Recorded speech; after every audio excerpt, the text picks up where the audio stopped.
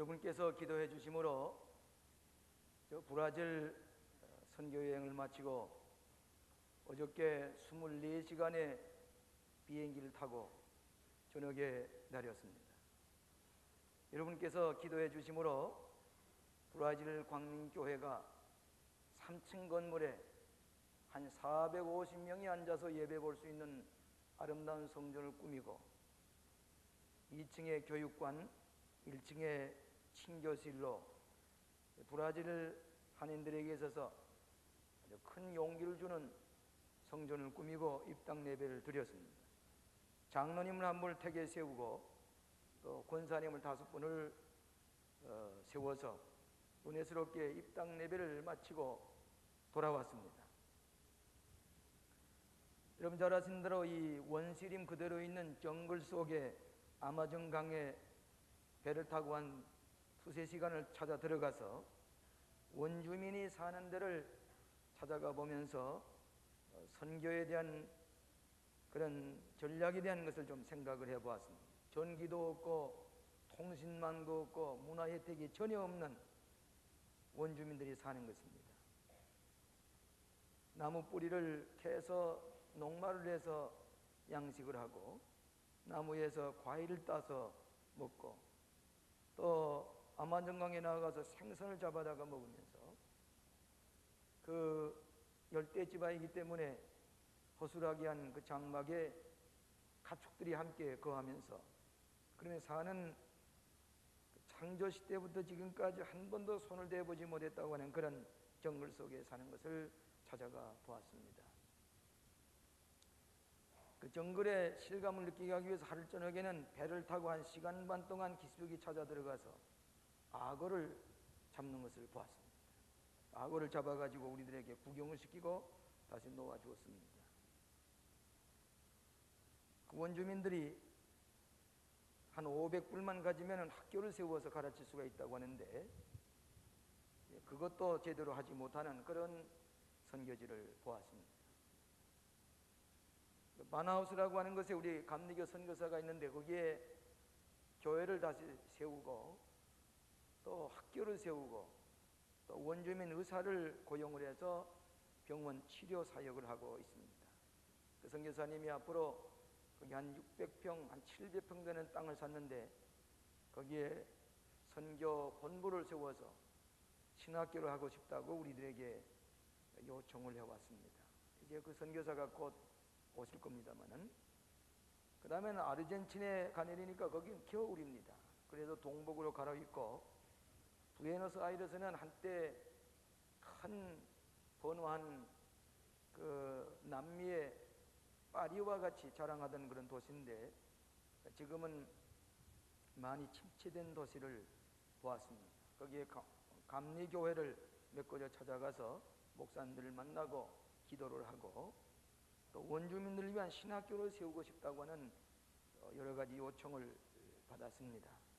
라틴 아메리카의 이 천주교는 더 이상 그들에게 생명을 주지 못하는 것을 저들이 아마 경험을 하고 개신교로 많이 돌아오고 있는데 우리 한국 선교사가 가서 많이 선교를 해야 할 것을 느끼고 돌아왔습니다. 브라질 감리교회가 남미의 선교의 근거지가 되어서 그 옆에 뭐 우루과이라든지 파라과이라든지 페루라든지 또 아르헨티나라든지 거기에 선교하는데 중요한 거점을 기점을 마련했다고 생각하고 또 여러분들이 기도해 주심으로 앞으로 활발하게 선교가 될 것을 믿으면서 계속해서 기도를 해야 될 줄 압니다. 우리 광림교회가 거기 세워진 데 대해서 브라질 주민들이 턱 감사하게 생각하고 큰 소망과 용기를 가지는 것을 보았습니다. 여러분이 바울의 편지 가운데 빌립보서는 유명한 옥중 서신입니다. 옥에 갇혀서 쓰신 편지인데도 이 빌립보서는 그 성격이 적극적이고 긍정적인 서신으로 알려져 있습니다.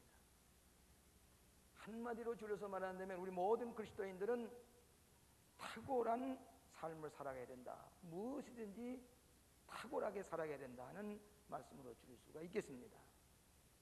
사도 바울이 신앙으로 가르치고 배우고 본바대로 행하면은 우리 모든 그리스도인들은 탁월한 인생을 살아갈 수가 있다. 참 크리스천이라고 하는 것은 보통 믿지 않은 사람과 같이 평범하게 살아가는 것이 아니라 무엇이든지 탁월하게 살아가는 것이라, 이렇게 말씀드릴 수가 있겠습니다. 세계 여러 나라를 방문해 보면은 우리가 다른 민족들과 비해서 뛰어난 민족이 되려면은, 다른 나라 사람들보다도 뛰어난 우리의 삶을 살려면은 우리는 탁월하지 아니하면 안 되겠다. 그래야만은 이 지구에서 승리하는 백성으로 살아남을 수가 있겠다. 그렇게 생각을 해보게 되었습니다. 여러분이 아만종 유곡에 가게 되면은 거기에서 하룻밤을 잤는데 아주 원시적으로 꾸민 숙소에 가서 하룻밤을 자면서 여러 가지 생각을 해보았습니다.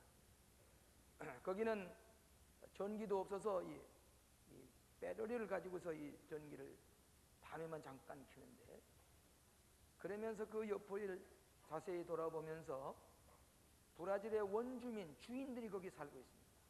그럼에도 불구하고 브라질은 다른 나라 사람들이 유럽에서 아시아에서 이민 간 사람들이 이 브라질을 주관하고 있습니다. 주인임에도 불구하고 그저 과일나무에 과일이나 따먹고 생선이나 잡아먹고 가축들과 같이 반나체로 지나는 원주민들에 비해서 한국인들이 얼마 전에 한 5만 명가량이 브라질에 살고 있는데 열심히 일해서 한국 사람들이 뛰어나게 살고 있는 것을 보았습니다. 사업도 잘합니다. 또 의료업도 해서 아주 성공적으로 살아갑니다. 점심때에 브라질 광림교회 배영식 목사님이 우리 교우에 댁에 한번 찾아가서 점심을 하자고 해서 가보니까 난 그런 저택을 처음 봤습니다.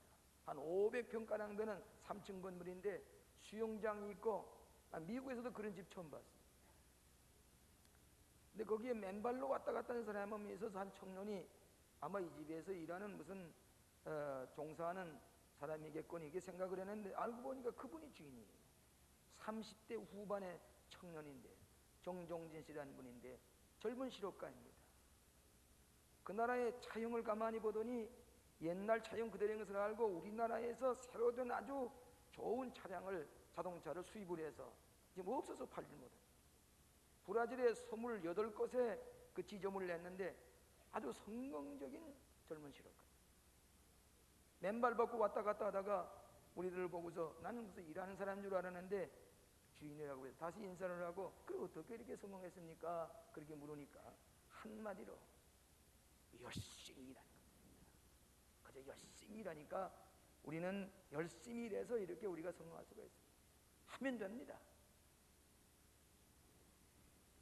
무엇이나 탁월하게 살려는 사람은 이 시대에서 우리는 열심히 일하는 뛰어나는 삶을 살아가는 것이 현대인의 요청이라고 생각이 됩니다.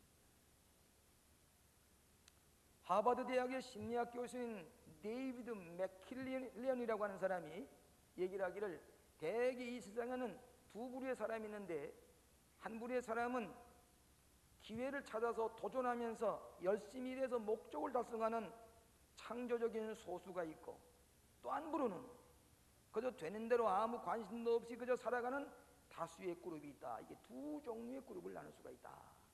그렇게 얘기했습니다. 우리 크리스찬은 언제나 이 어려운 것들을 기회로 삼고 도전해서 창조적으로 탁월하게 살아가는 것이 그리스도인이다. 그렇게 생각할 수가 있습니다. 오늘 이 빌립보서의 말씀 가운데 사랑과 지식과 모든 총명으로 점점 풍성하게 하시고 너희로 지극히 선한 일을 구별하며 분별하며 진실하며 허물이 없이 그리스도의 날까지 살아가면서 그리스도 안에서 의의 열매를 가득히 맺는 그런 하나님께 영광과 찬송을 돌리는 우리 그리스도인이 되고, 무엇이든지 참되며 무엇이든지 경건하며 무엇이든지 오르며 무엇이든지 정결하며 무엇이든지 사랑할 만하며 무엇이든지 칭찬할 만하며 무슨 덕이 있든지 무엇이든지 탁월하게 살아가라. 사도 바울의 유명한 권고에 맞습니다. 저는 오늘 이 시간에 우리 그리스도인이 탁월하게 살아가는데 7가지 원리를 생각하면서 함께 은혜를 나누고자 합니다. 첫째로는 자기 연단입니다. 탁월하게 살아가는 사람은 남보다 먼저 자기 자신을 정복하고 자기 자신을 연단해야 됩니다. 육적으로, 정신적으로, 심리적으로, 더 나아가서 영적으로 연단하는 사람입니다. 탁월하게 살려고 하는 사람의 가장 큰 적은 자기 자신입니다. 남이 아닙니다. 자기 자신이 탁월하게 살아가는데 자기 자신이 언제나 적이 되고 있습니다. 자기 자신이 연단해서 책임을 질 줄 아는, 계획한 대로 실천해서 최고의 목적을 성취할 수 있는 탁월한 인생은 자기 자신을 연단한 사람입니다. 사도 바울이 말씀하시기를 디모데후서 4장 7절과 8절에 망령되고 허탄한 신화를 버리고 오직 경건에 이르기를 연습하라. 육체의 연습은 약간의 유익이 있으나 경건은 범사에 유익하니 금생과 내세 약속이 있나니라. 경건한 연습을 하는 사람, 자기 자신을 연단한 사람은 금생과 내세 유익할 뿐만 아니라 약속을 성취하는 사람이다. 이렇게 말씀을 했습니다. 오늘 현대인의 삶 가운데, 오늘 젊은 학생들의 교육 가운데 가장 허점을 모인 거니 자기 연단을 기피하는 것입니다. 자기를 연단하려고 하는 것을 기피하고 뭐 좀 평안하게 허탄하게 뭐 신화적으로 뭐 어떻게 살아갈 수는 없는 게나 요행이 없는가, 뭐 미국에도 가보고 유럽에도 가보지만은 자기 연단하는 사람이 어디 가든지 탁월한 사람이 될 수가 있습니다. 어느 미국의 지도층에 있는 사람에게 오늘날 미국이 왜 그렇게 경제적으로, 정신적으로, 영적으로 침체되어 있고 쇠퇴되어 있느냐 물었더니 한마디로 그분 얘기가 셀프 디스플린이었기 때문이다. 미국 사람도 자기 자신을 연단하기를 게을리하기 때문이다. 여러분 대학에 들어가 그렇게 어려운 건 뭐인 거니? 자기 연단을 요구하기 때문입니다. 신앙생활도 마찬가지입니다. 우리 경건한 인격의 연단, 여러분이 중고등학생들이 주일에 한 번 와서 1시간 동안 경건하게 예배드리는 자기 연단이 있는 사람은 금생과 내세 유익합니다. 1시간 앉아서 조용히 예배 하나 드릴 줄 모르는 사람은 자기 연단이 되지 못하는 사람입니다. 지극히 평범하게 살아가는 사람입니다. 브라질에 가기만 하면 축구에 대한 화제가 언제나 떠오릅니다. 브라질은 축구의 나라입니다. 아르헨티나과 이 브라질이 축구 시합을 하는데 그렇게 전 국민이 떠듭니다. 비교적 그 브라질하고 아르헨티나는 아주 친근한 나라입니다. 그래서 출입국을 할 때도 같은 건물 안에서 근무합니다. 아주 화해한 잘 지나는데 축구 시합만 한다 하게 되면 그 속에서도 아주 서로 아주 적대감을 가지고 으르르 가요. 축구 시합을 하면 지기만 하면 한 번에 10사람이나 자살자가 생긴다고 그럽니다. 근데 여러분 잘 아신 대로 아마 이 축구 황제 페레를 모르는 사람이 없을 겁니다. 뭐 그 사람은, 그 브라질 사람은 페레를 하게 되면 그렇게 열광적으로 자랑스럽게 생각을 합니다. 그분은 흑인이지만은 아주 가난하고 어려운 데 태어났지만 지금은 백인 부인과 더불어 삽니다. 축구에 대해서는 그 사람을 따라가는 사람 없습니다. 대통령 이름으로라도 페레 모르는 사람 없습니다. 지금은 자선 사업을 해서 모든 사람이 미국을 끝이는데 그 현재 들어보니까 그 페레가 한번 축구 코치를 하는데 1분 동안에 얼마나 사례금을 받는 거니 1분 동안 코치를 해주고 2천만 원을 받는다. 1분 동안에. 왜 그렇습니까? 그 사람 나보다 지식이 뛰어난 것도 아닙니다. 아는 거니 많은 것도 아닙니다. 지혜가 있는 것도 아닙니다. 다만 축구하는데 탁월한 선수가 되기 때문입니다. 축구하는 데만은 다른 사람을 능가할 수 없는, 다른 사람이 따라올 수는 많지 탁월한 그런 연단을 했기 때문에 뛰어나는 사람이 됐습니다. 우리 인생도 마찬가지입니다. 뭐든지 탁월한 사람이 되려면 자기 연단을 하는 사람이야만 됩니다. 크리스천은 남이 놀 때 놀지 아니하고 잘 때 자지 아니하고 기도하면서 자기 연단을 반복해 가는 가운데 가정에서나 사회에서나 어디서나 뛰어나는 탁월한 인생을 살아가게 하는 것이 그리스도인의 삶이라고 합니다. 두 번째로는 비전이 있어야 됩니다. 꿈과 삶의 목표가 분명한 사람입니다. 요즘 들어서 흔히 듣는 단어가 뭐인 거니 비전이라는 말을 많이 씁니다. 기원 후 2000년을 앞에 두고 어떤 비전을 가지느냐, 제일 무서운 단어가 꿈이라는 단어고 비전이라는 단어입니다. 그래서 빌립보서 1장 10절에 너희로 저기기 선한 일을 분별하며 또 진실하며 허물이 없이 그리스도의 날까지 비전을 가지고 허물 없이 살아가야 된다. 잠언서 28장 18절에 성경 말씀에 보면 비전이 없는 백성은 망한다. 비전이 없으면 맹망한다. 비전을 가진 사람은 어떤 사람입니까? 미래를 남보다 앞을 내다보는 사람이고, 미래를 바라면서 오늘 어떻게 살아갈 것을 알고 미래에 대한 통찰력을 가지고 오늘 결단하며 하루하루 살아가는 사람이 탁월한 사람은, 남이 보지 못할 때 미래를 바라보고 살아가는 사람, 남보다 한 물 앞질려서 살아가는 사람, 결단하고 살아가는 사람, 비전의 사람입니다. 우리는 너무 현실에 집착할 때가 많이 있습니다. 근시안적으로 너무 눈앞에 보이는 것 즉흥적으로만 잘하지만은 장기적인 미래의 꿈을, 비전을 가지지 못할 때가 많이 있습니다. 비전이라는 말은 무슨 말입니까? 보이지 않는 것을 보면서 이것을 현실화시키며 살아가는 것입니다. 비전은 현실에서 미래의 다리를 놓도록 하는 것입니다. 어떤 목사님은 비전이라는 말은 꿈을 성화시키는 것이다, 그렇게 얘기를 했습니다. 하나님께서는 미래의 꿈을 크게 가진 사람에게 하나님 나라를 건설할 수 있는 능력을 주시는 것입니다. 저는 구약 읽을 때마다 엘리야라고 하는 사람이 갈멜산에서 바알신과 아세라신을 섬기는 그 모든 선지자를 멸하고 비가 오지 않을 때에 하나님 앞에서 기도하여 그 모든 재물이 불로 살아 올라가는 그런 놀라운 능력을 행한 사람이 엘리야입니다. 그는 큰일 승리하고 난 다음에 이세벨이라고 하는 여자가 독소를 퍼부었습니다. 그때에 이 엘리야는 낙심이 되어서 로뎀나무 밑에 가서 내 생명을 불러 가시옵소서, 요즘 말로 말하면 자살하려고 했습니다. 어떻게 그럴 수가 있겠느냐?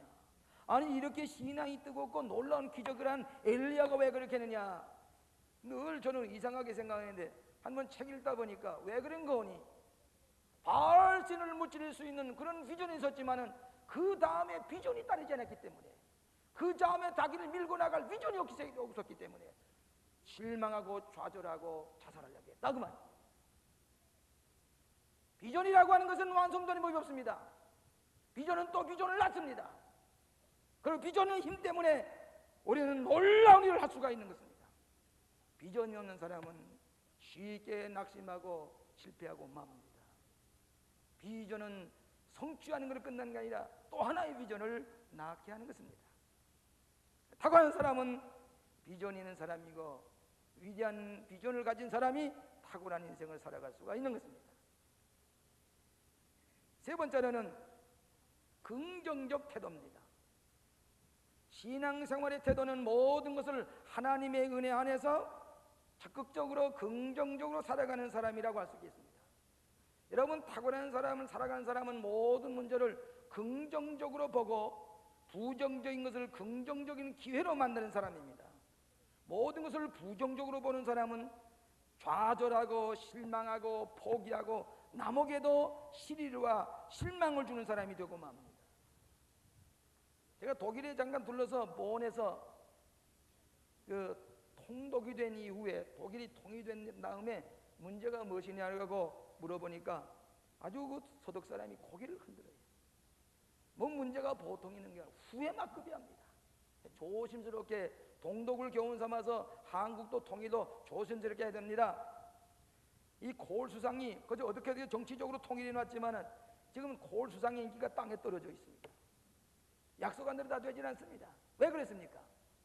동독 사람의 성격이 잘못됐기 때문입니다. 왜 그러냐? 한마디로 얘기해서 하나님을 부정하는 데서부터 왔다. 무신론에서부터 왔다. 하나님을 믿지 않고 무신론에서 모든 것을 하나님을 부정하기 때문에 도덕적으로 타락하고 윤리적으로, 양심적으로 인격과 노력과 성실성과 책임과 진실성, 거짓말을 마음대로 하고 책임을 질 줄 모르는 그 성격이 무신론에서부터 하나님을 부인하는 데서 왔다. 이걸 고치는데 20년이 더 걸리는데 조심해서 해야 될 것이라고. 하나님을 부정하는 부정적인 심리가 인생을 망쳐놓고 파괴시키고 마는 것을 알 수가 있습니다. 오늘도 마찬가지입니다. 부정적인 생각을 가지는 사람은 창조적인 일을 할 수가 없습니다. 매사에 부정적인 사람은 남에게도 유익을 짓지 못하고 그 자신도 탁월한 인생을 살아가지 못하는 것입니다. 그런 거로 저는 언제나 긍정적인 신앙을 가지자. 여러분, 가나안 땅에 12명의 스파이가 들어갔다 나와가지고 보고하는 얘기 좀 잘 아시죠? 10명은 우리는 할 수가 있다. 우리는 가나안 땅을 적과고 우리는 땅을 정복할 수가 있다. 그러나 2명은 12명은 할 수가 없다. 10명은 다수는 할 수가 없다. 어떻게 됐습니까? 할 수가 없다고 하던 그 10명은 자기도 광야에서 죽을 뿐만 아니라 자기 후손들도 망했습니다. 그러나 할 수가 있다고 하는 사람은 나이 85세가 되어서 가나안 땅에 들어갔습니다. 가나안 땅을 점령했습니다. 땅을 분할해 가졌습니다. 후손들이 점령하고 살았습니다. 문제와 위기를 기회로 삼고 승리한 것입니다.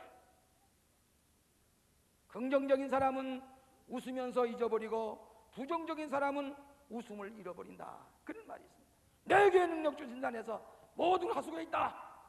그 긍정적인 신앙을 가진 사람은 무엇인가 하고 남에게 유익을 끼칩니다. 탁월한 인생을 살아갑니다.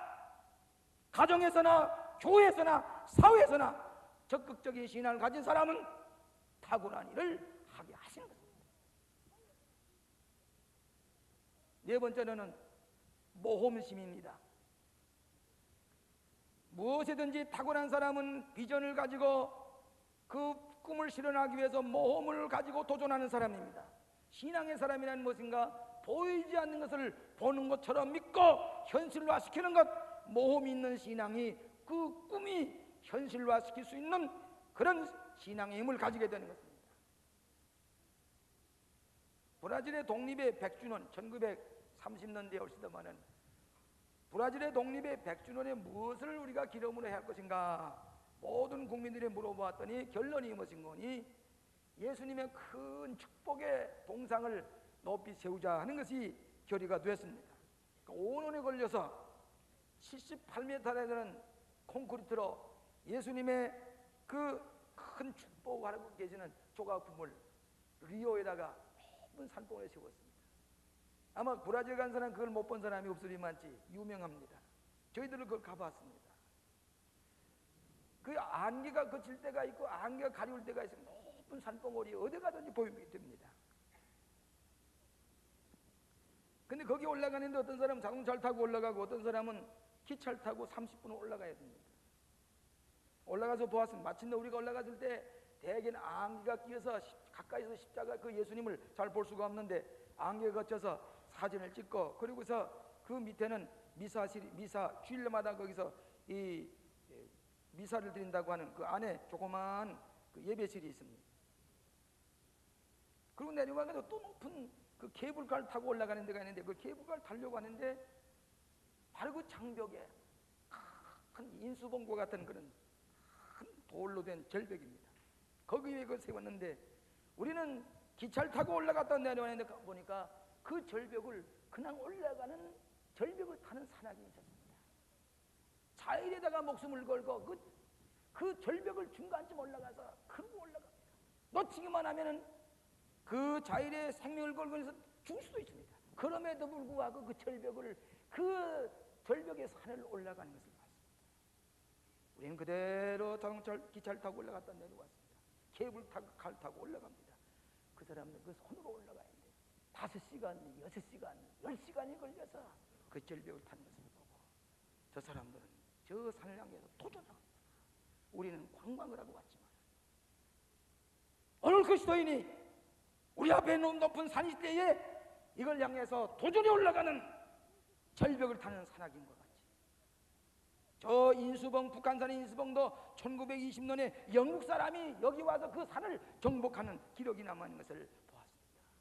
우리 앞에 높은 산봉우리를 정복에 들어가는 산을 타는 산악인과 같이 모험심을 가진 사람이 우리의 난관을 축복의 기회로 삼고 남에게 유익을 끼치는 놀라운 기적을 일으킬 수가 있는 것입니다. 어떻게 광림교회가 저 모스크바에, 저 브라질 상파울로에, 앞으로 부에노스 아이레스에 그 주변에 있는 나라들에게 복음을 전하는 선교사, 선교 활동을 할 수 있느냐? 모험입니다.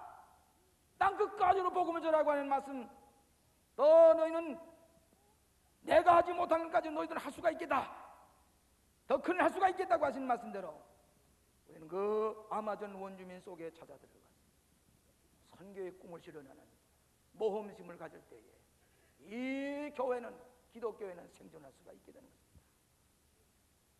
무엇이든지 탁월한 삶을 살아가는 사람은 모험심 있는 사람입니다. 다섯 번째로는 용기의 사람입니다. 여호와 하나님께서 미래의 개족자들에게 모세와 여호수아와 이사야와 모든 당신의 예언자들에게 하신 유명한 말씀이 있습니다. 제일 많이 하는 말씀은 뭐니? 마음을 강하게 하고 담대히 하라. 두려워 말라. 놀라지 말라. 내가 어디로 가든지 내 하나님 여호와 하나님께서 너와 같이 하십니다. 놀라지 말라. 강하게 하라. 담대히 하라. 용기의 사람이 되라고 얘기했습니다. 쉽게 포기하지 않는 사람, 실패로 들어오지 않는 사람. 영국의 유명한 몽고메리 원수까지 지도자론을 얘기하면서 5가지를 얘기를 했습니다. 첫째는 신앙이 있어야 돼야 훌륭한 지도자가 되고, 두 번째는 결단의 사람이어야 되고, 세 번째는 용기의 사람이 되어야 되고, 네 번째는 끈기의 사람이 되어야 되고, 다섯 번째는 성실한 사람이 된다. 몽고메리 원수의 얘기입니다. 저는 비행기 위에서 어떤 책을 읽다가 이 아마추어와 프로페셔널, 전문가와 비전문가 차이는 뭐냐? 한마디로 5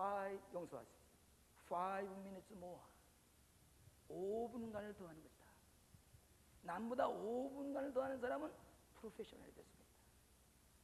그러면서 하는 말이 5분만 더 남보다 책을 읽고, 5분만 더 내외간이 대화하면서 문제를 해결하고, 5분만 더 자녀들과 같이 기도하고 노력하고, 5분만 더 하나님 앞에 기도하고, 5분만 더 봉사하고, 5분만 더 사랑을 베풀고, 5분만 더 남을 위해서 노력하게 될 때에 탁월한 사람이 됐습니다. 5분만 더 할 수 있는 사람이 용기의 사람이 될 수가 있다. 우리에게 지식이 부족해도 좋습니다. 정보가 좀 없어도 괜찮습니다. 아는 것이 좀 없어도 괜찮습니다. 지혜가 없어도 괜찮습니다. 용기의 사람, 무엇이든지 실천할 수 있는 용기의 사람이 될 때에 무엇이든지 탁월한 사람이 될 수가 있다고 하는 교훈입니다. 여섯 번째는 성실입니다. 탁월한 사람은 언제나 진실성과 성실성의 기초를 둔 사람입니다. 자기가 하는 일에 대해서 실패했건 책임을 질 줄 아는 사람입니다. 너희로 지극히 선한 것을 분별하며 또 진실하여 허물이 없이 그리스도 날까지 이르고, 형제들아 무엇이든지 참되며 무엇이든지 경건하며 무엇인지 옳으며. 우리 광림교회 소문이 저 남미에 가서도 모르는 사람이 없습니다. 부에노스 아이레스에 가서도 제가 광림교회에 가서 예배를 보았습니다. 목사님들도 세미나에 참석했었습니다. 광림교회 모르는 사람이 없습니다. 어디를 가든 광림교회를 잘 알고 있습니다. 칭찬을 많이 합니다.